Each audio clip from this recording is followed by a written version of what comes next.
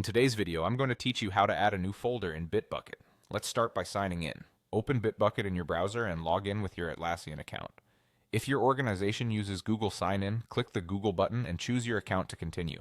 Once you're authenticated, you'll land in your workspace. From here, open the repositories section in the left sidebar and select the repository where you want to add the new folder. You'll be taken to the source view of that repo, which shows the files and folders currently on the selected branch. Quick tip, make sure you're working on the correct branch before making changes so your commit goes exactly where you expect.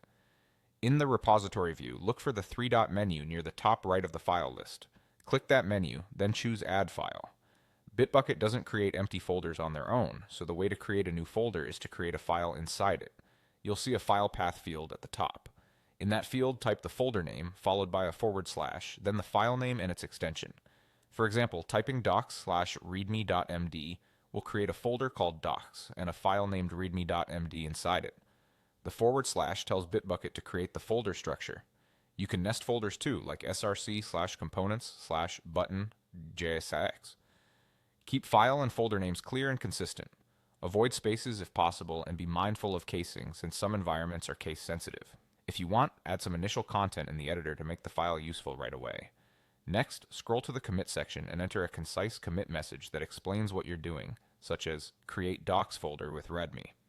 Descriptive messages make it easier to track changes later. Confirm the target branch if that option is visible, then click. Commit to save the new file and folder. Depending on your settings, Bitbucket may show a confirmation dialog. If it does, click commit again to finalize. After the commit completes, navigate back to the source view of your repository. You'll now see the newly created folder in the file tree, containing the file you just added. That's your confirmation that everything worked. And that's it. You've added a new folder in Bitbucket by creating a file within it. Remember, folders exist as long as they contain files, so this is the standard way to add them in the web interface. Thanks for watching and happy documenting your repo.